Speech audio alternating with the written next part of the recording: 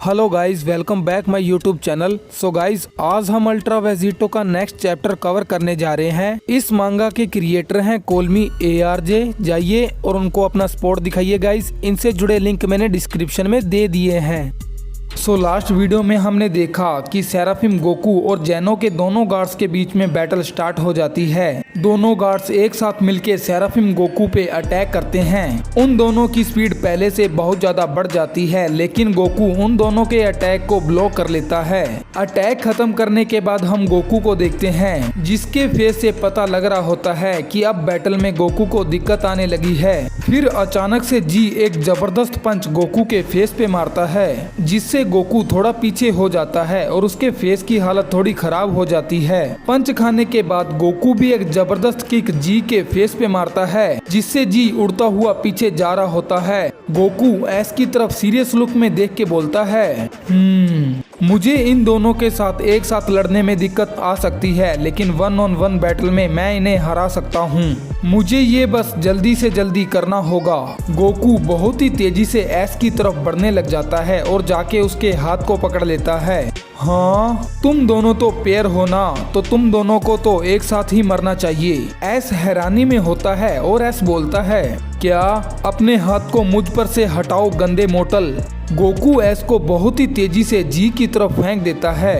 जी और एस दोनों ही पीछे की तरफ गिरने वाले होते हैं और वो दोनों हैरानी में बोलते हैं, आखिर ये करना क्या चाहता है? एस को फेंकते ही गोकू अपना कामेहामेहा चार्ज करने लग जाता है, जिसे देख के एस बोलता है, भाई ये क्या करने की कोशिश कर रहा है? मुझे स्माइट एनर्जी महसूस हो रही है। वो दोनों अपने आप को हवा में रोकने में कामयाब हो जाते हैं, लेकिन गोकू अपना कामेहामेहा वेव उन पे चार्ज कर देता है। वो दोनों ही गोकू के अटैक से घबरा जाते हैं और बोलते हैं, क्या? तभी हम देखते हैं कि जी अपनी एक सेराफिम आइज का यूज करता है। सेराफिम पावर को यूज करते ही जी इस अटैक को डोज कर लेता है। गोकू अपने अटैक को लगातार पुश कर रहा होता है और गोकू का अटैक सीधा जाके एस को लगा होता है। गोकू बिना रुके अपने अटैक की पावर को बढ़ा रहा होता है, लेकिन जी बहुत ही स्पीड से गोकू के अटैक को डोज करता हुआ गोकू की तरफ बढ़ रहा होता है। इसके बाद हम एस को देखते हैं, जो कि गोकू के अटैक को संभाल रहा होता है और एस बोलता है, भाई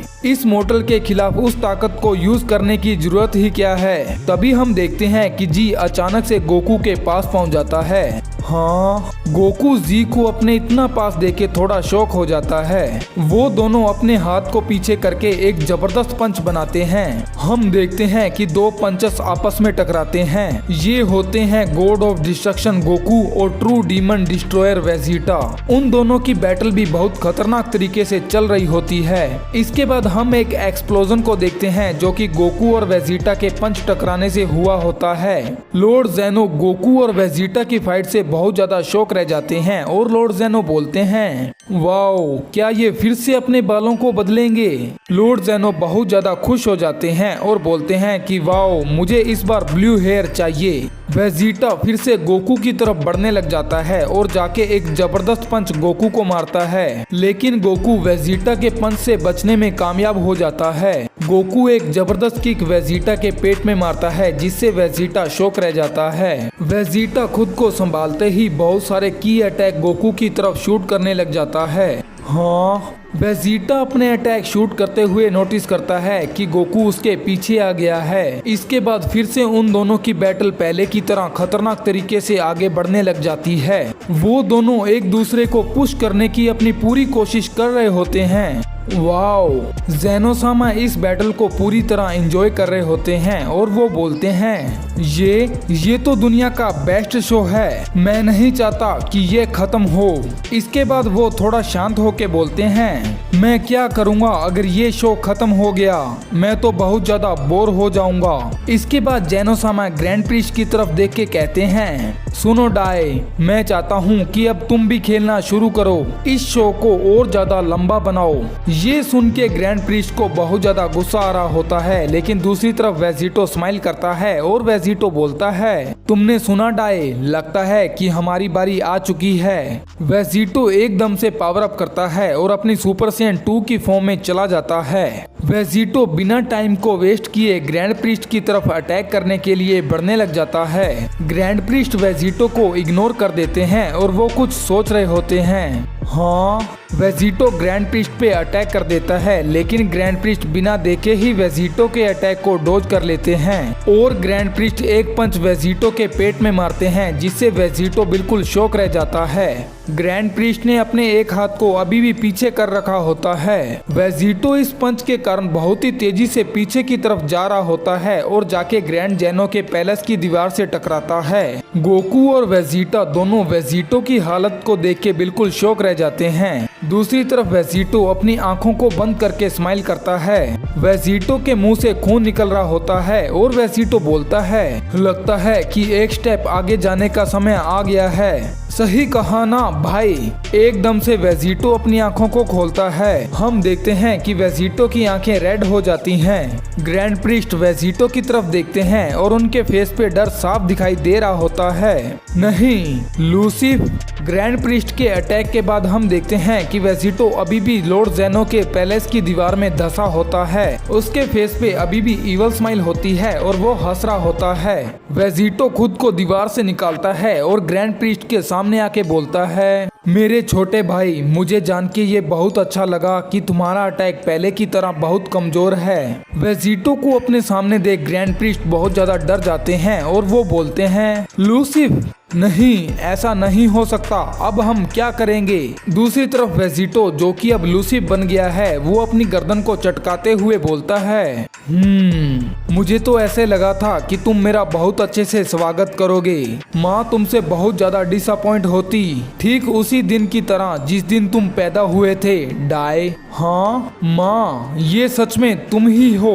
ग्रैंड प्रीस्ट घबराते हुए बोलता है, तुम्हारे जैसे ईवल को बाहर लाने के लिए एक डीमन को भी मिलियंस ऑफ ईयर लगने चाहिए। आखिर कैसे एक मोटल तुम्हें बाहर लाने में कामयाब हो गया। वेजिटो एकदम से स्माइल करता है और बोलता है कि हाँ, मुझे पता है, जिन्होंने भी गॉड्स को मारा है वो लंबे टाइम तक नहीं जी पाए। आज तक किसी की भी ताकत इतनी नहीं बढ़ी कि मेरी ताकत को मैच कर पाए, लेकिन तुम्हारे ये सेंस, इनकी बात थोड़ी अलग है। ये लोग खून के प्यासे हैं, बैटल के भी और मर्डर के भी, और इनकी बॉडीज जिनकी कोई लिमिट नहीं है, जो कि परफेक्ट है, क्योंकि मेरी भी ताकतों की कोई लिमिट्स नहीं है। ग्रैंड प्रीस्ट बहुत ज्यादा गुस्से में आ जाते हैं और वो बोलते हैं, ये बात बिल्कुल नहीं भूलना कि पिछली बार क्या हुआ था। वो मैं ही था जिसने कि पिछली बार तुमको हराया था। मुझे एक बार फिर से हिस्ट्री को रिपीट करना होगा। ये सुन के लूसिफ शॉक रह जाता है और लूसिफ बोलता है, तुमने मुझे हराया था? मुझे याद आ रहा है कि चीजें थोड़ी अलग तरीके से हुई थी मेरे भाई।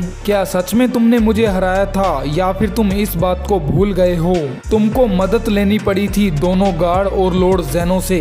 अपने आसपास देखो डाई, अब वो दोनों फ्री नहीं हैं तुम्हें बचाने के लिए। इसके बाद लूसिफ अपने हाथ को हवा में पॉइंट करके बोलता है, वहाँ देखो, तुम्हारा बैकअप इन सेंस के खिलाफ स्ट्रगल कर रहा है। सन गोकू, उसे देख के ऐसा लग रहा है कि उसे लड़ने में बिल्कुल भी दिक्कत नहीं आ रही। यहाँ तक कि जेनो, जो कि बहुत ज्यादा खुश हो रहा है, उसे लग रहा है कि मैं कूल वेजिटो हूँ। वो तो इस शो को देखने में बहुत ज्यादा बिजी हैं। अकेले तुम मेरे सामने कुछ नहीं कर पाओगे डाई। हाँ वेजिटो, वो फिर से बदल गया।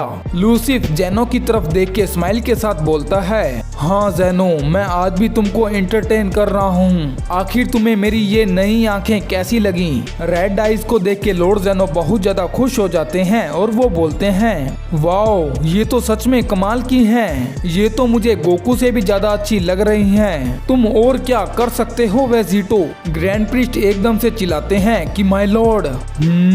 ग्रैंड प्रीस्ट के ऐसे बिहेवियर से लॉर्ड जेनो हैरान रह जाते हैं और ग्रैंड प्रीस्ट बोलता है, प्लीज माय लॉर्ड, ये सब कुछ अभी की अभी खत्म कर दीजिए। आप पहले ही बहुत ज्यादा मजे कर चुके हैं, लेकिन चीजें अब बहुत ज्यादा बदल चुकी हैं। जैसा कि मैं आपको पहले ही बता रहा था कि ये वो सीएन नहीं है जिसे हम जानते हैं और जिसके साथ आपको खेलना इतना पसंद है। ये क्रिएचर हमारे पास्ट से है और ये अब वापिस आ गया है। मेरा भाई लूसिफ एकदम से ही लॉर्ड जेनो के फेस के एक्सप्रेशन बदल जाते हैं और लॉर्ड जेनो सीरियस लुक में बोलते हैं, लूसिफ तुम्हारा भाई वापिस आ गया है, लेकिन मैंने तो उसको बहुत ज्यादा दूर भेज दिया था।